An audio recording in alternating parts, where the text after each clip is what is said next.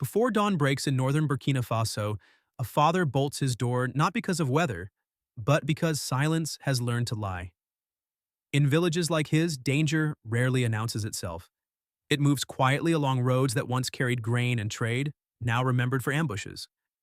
For years, families here were told that protection was coming, that strategies were in place, that stability required patience. Foreign bases expanded, plans were renamed, reports were written. Yet the threat kept advancing, not in theory, but in footsteps outside homes. This is where the story truly begins, not in a conference room, but at a kitchen table where parents ask the same question every night. Who is responsible for keeping us safe? What unfolded in the Sahel was not a ceremony or a message designed for applause. It was a decision born from loss. For more than a decade, terrorism in the region was treated as something to be managed rather than defeated. Complexity became an excuse. But complexity does not bury villages, and excuses do not protect families. Mali learned this. Niger learned it.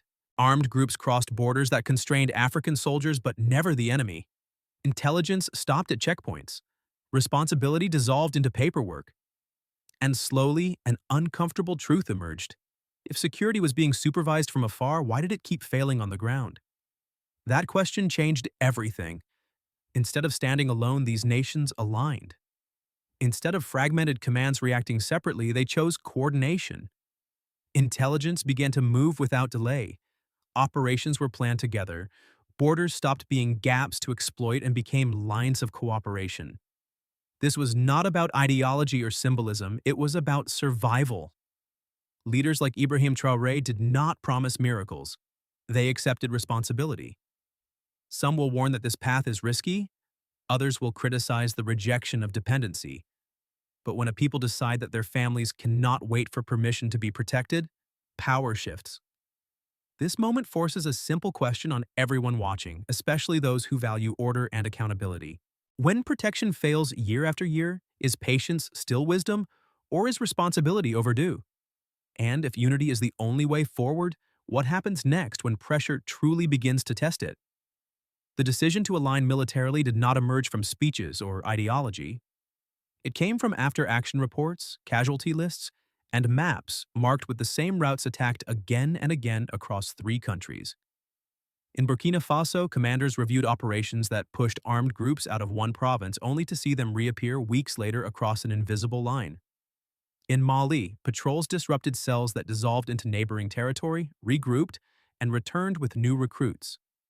In Niger, intelligence flagged the same supply routes feeding violence from multiple directions, routes that thrived precisely because borders slowed coordination while the enemy moved freely. The pattern was undeniable.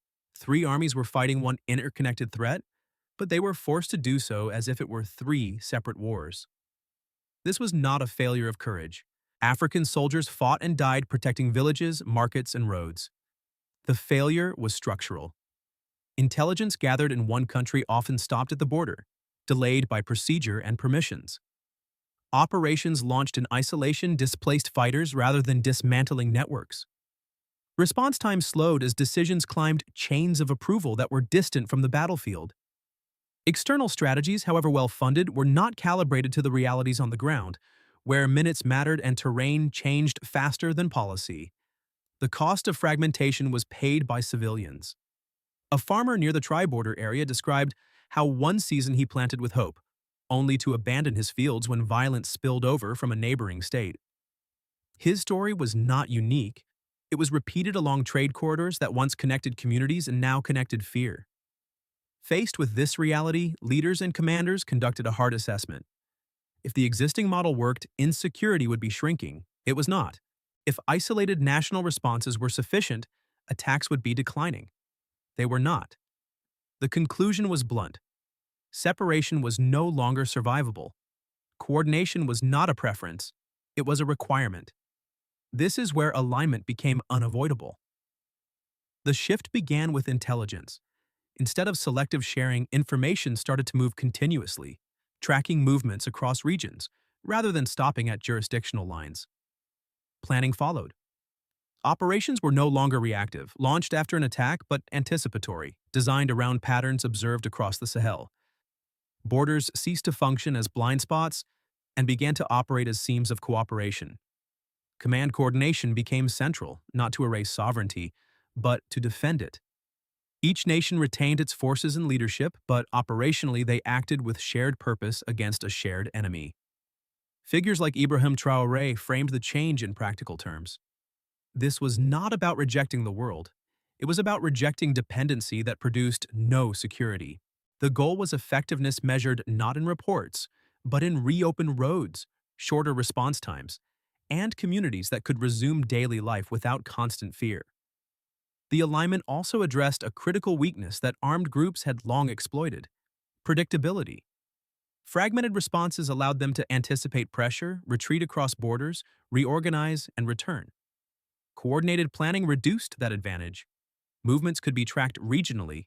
Pressure could be sustained rather than episodic. This did not promise instant victory. It promised a fairer fight. The creation of a joint operational framework followed naturally.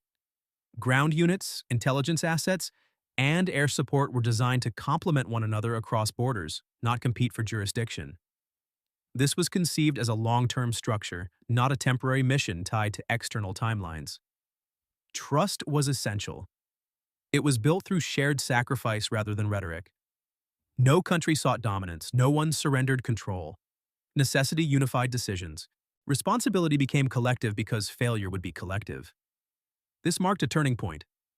The Sahel stopped reacting to crisis and began reorganizing for survival. Yet the weight of this choice was clear. Unity raised expectations. When security is owned locally, excuses vanish. Success and failure belong to those who decide. That burden is heavy, but it is clarifying. The farmer who once abandoned his fields now watches the road each morning, measuring change not by announcements, but by whether trucks pass safely and markets open on time. His question mirrors a larger one facing the region. If coordination holds under pressure, stability may begin to take root. But if old divisions resurface, the cost will be immediate. The decision has been made. The structure has changed. Now the test begins. Will unity endure when the enemy adapts and when patience is stretched thin? The turning point did not arrive with celebration. It arrived with a question that stripped away comfort and exposed consequence. Who truly controls our security when lives are at stake? Inside Burkina Faso, Mali, and Niger, that question moved from quiet discussions among commanders to the center of national decision-making. It forced leaders to confront an uncomfortable reality. For years, responsibility had been diluted. When operations failed, blame traveled outward. When progress stalled, explanations multiplied. The alliance changed that equation. By choosing unity, these states accepted that failure would no longer belong to reports or partners. It would belong to them. That acceptance marked the emotional peak of the story. Among civilians, reactions were cautious but real. In towns that had emptied before sunset, shops began to stay open minutes longer. In villages along contested routes, elders reported fewer gunshots at night. Not an end to danger, but a pause long enough to breathe. A mother in a border community described sending her son to school again after weeks of fear, not because she believed the threat had vanished, but because coordinated patrols had held for several days in a row. These moments were fragile, but they mattered. They signaled that something had shifted from promise to practice. Within the military, the response was equally intense. Coordination demanded discipline. Information had to move without hesitation. Decisions had to be faster and clearer. There was no room for rivalry or delay. Commanders spoke openly about the pressure of shared responsibility. If one sector failed, it affected all. That reality sharpened focus. Leaders like Ibrahim Traoré framed the moment without triumphalism. There were no claims of instant victory, only insistence on accountability. This tone resonated with populations exhausted by grand promises. International reaction followed predictably. Concern was expressed as caution. Analysts questioned sustainability, commentators warned of risk. Yet beneath those debates lay a deeper tension. Authority was shifting. For decades, security decisions in the Sahel had flowed through external frameworks. Now they were being made locally, with consequences felt locally.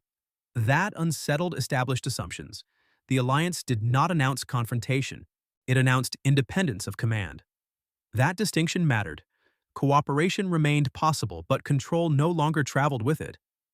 This reframing drew attention because it challenged a long-standing narrative that African security required supervision to be legitimate. The emotional core of the moment lay in dignity, not pride, but the quiet resolve to stop outsourcing survival. Among soldiers, this translated into renewed purpose. They were no longer fragments of parallel efforts. They were part of a single regional response. Among civilians, it translated into cautious hope grounded in observation rather than belief. Roads reopening, markets functioning, patrols sustained across borders. None of these guaranteed peace, but each reduced the sense of abandonment that had defined daily life. Critics argued that unity could fracture under pressure, that political differences might resurface. Those risks were acknowledged openly. The alliance did not deny complexity. It confronted it collectively. That honesty strengthened credibility. The narrative shifted from slogans to systems, from speeches to structure. This was the moment when the alliance stopped being an idea and became a lived reality, tested not by approval but by results. Yet the question remained unresolved. Could this unity endure when armed groups adapted, when resources stretched thin, and when external pressure intensified? The reactions had revealed both promise and peril. Hope existed, but it was conditional. The real test was still ahead. Would coordination hold when success demanded patience rather than headlines and discipline rather than declarations? The consequences of alignment began to appear not in statements, but in routines. In parts of Burkina Faso, roads that had been avoided after midday slowly reopened to traffic. Truck drivers measured progress by whether they could complete a route without detouring for days. Market vendors watched for one signal above all others, whether security patrols returned on schedule, not just once, but repeatedly. Stability, in this sense, was not an abstract concept. It was the ability to plan tomorrow. For civilians, the immediate effect was psychological. Years of uncertainty had trained communities to expect disruption. Coordination began to interrupt that expectation. In border regions once defined by spillover violence, sustained presence reduced the sudden vacuums that armed groups exploited. A shopkeeper near a transit corridor described the change plainly. He did not say peace had arrived. He said fear no longer decided his closing hour every night. That distinction mattered. It marked a shift from survival mode to cautious normalcy. Politically, the impact was sharper. By assuming direct responsibility for security outcomes, leaders removed a familiar shield. Failure could no longer be attributed to distant partners or inherited frameworks. Success could no longer be credited to external supervision. This concentrated accountability. In Mali and Niger, similar pressures emerged. Political legitimacy became tied not to alignment with institutions, but to tangible improvements in safety. This recalibrated public expectations. Citizens began to judge leadership less by rhetoric and more by results that touched daily life. That shift carried risk. When responsibility is local, patience shortens. But it also sharpened governance. Security planning could no longer drift. It had to integrate logistics, communication, and civilian protection. Military coordination demanded parallel civilian readiness. Roads cleared of threats needed maintenance. Markets reopening needed supply chains. Schools resuming required predictable security windows. The alliance did not solve these challenges alone, but it created the conditions where solutions became possible. The social consequences extended further. Displacement patterns began to change at the margins. Families who had fled repeated attacks hesitated before returning, but hesitation replaced panic. Each week without an incident strengthened confidence incrementally. Teachers weighed reopening classrooms. Health workers resumed outreach along routes that had been inaccessible. These were fragile gains easily reversed, but they represented movement in the right direction. Politically, the alliance altered regional dynamics.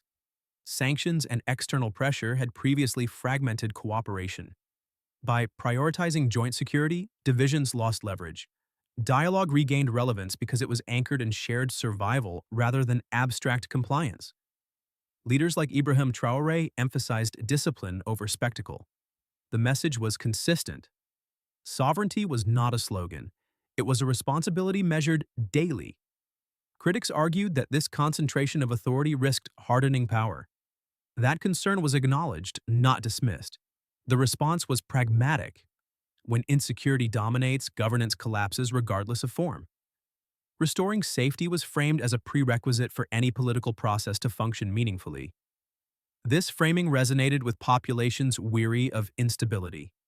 It also placed a clear burden on leadership. If security improved, legitimacy followed. If it failed, excuses would not suffice. The alliance thus created a feedback loop between civilian trust and political accountability. Success reinforced confidence. Confidence reinforced cooperation. Failure threatened both. That balance remains delicate. Yet it marked a departure from cycles where instability was treated as permanent and management replaced resolution. The Sahel began to imagine itself not as an emergency zone, but as a region capable of recovery. That imagination mattered. It influenced how people invested, educated their children, and planned for the future. The consequences were not uniform and setbacks persisted. But the direction had changed. The question was no longer whether insecurity defined destiny, it was whether responsibility could be sustained long enough for stability to take root. And beyond the region, another question loomed.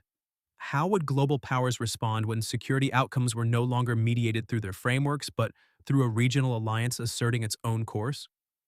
From Washington, the real significance of the Sahel alignment is not tactical, it is structural. For decades, security in this region was understood through external frameworks designed to manage risk, contain spillover, and protect broader strategic interests.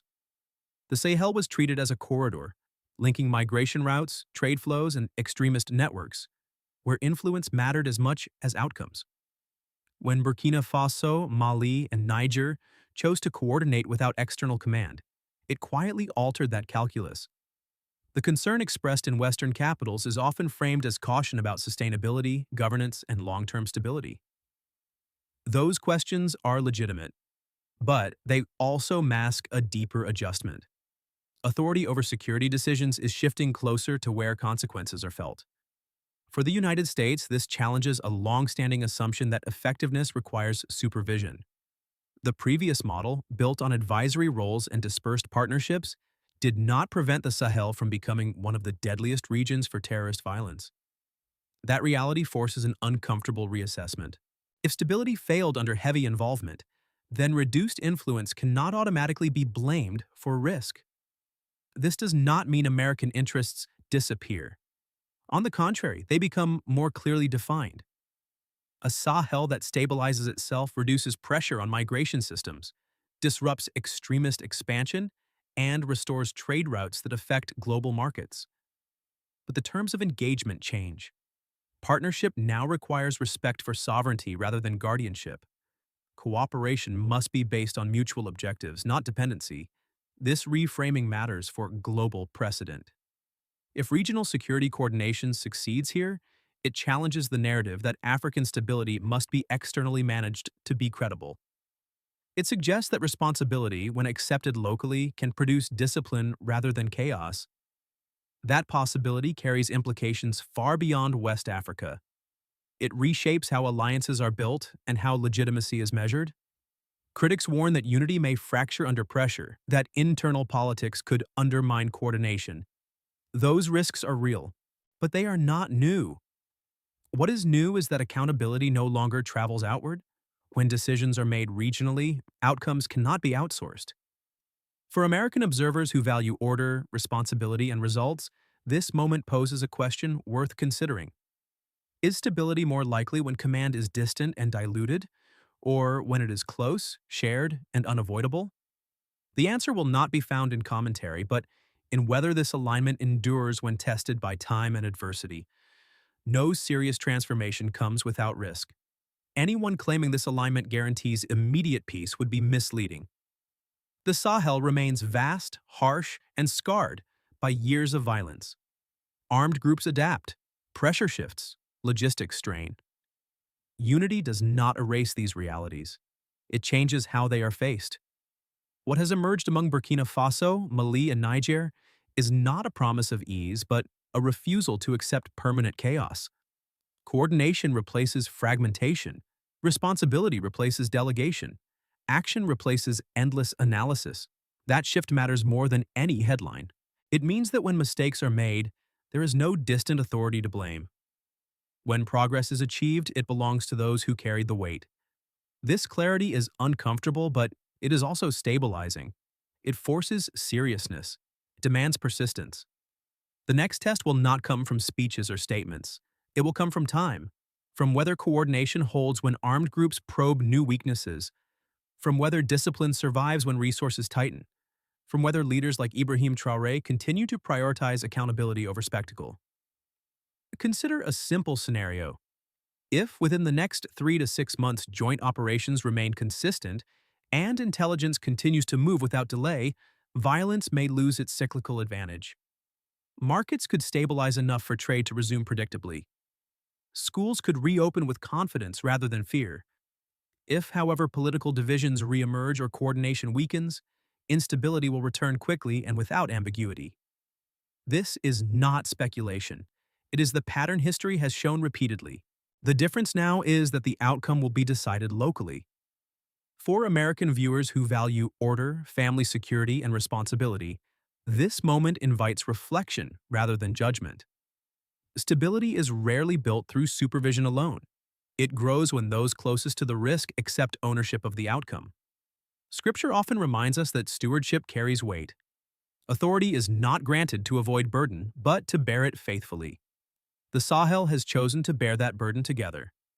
This does not ask for applause. It asks for understanding. The region is not rejecting the world. It is rejecting dependency that produced no safety. As you consider what comes next, ask a quieter question. When communities choose responsibility over comfort, does dignity follow? And when dignity is defended with persistence, does order stand a better chance of lasting? History rarely announces itself loudly. It moves forward through decisions made under pressure, far from cameras. Whatever the outcome, one line has already been crossed. The Sahel is no longer waiting to be saved. It has chosen to stand.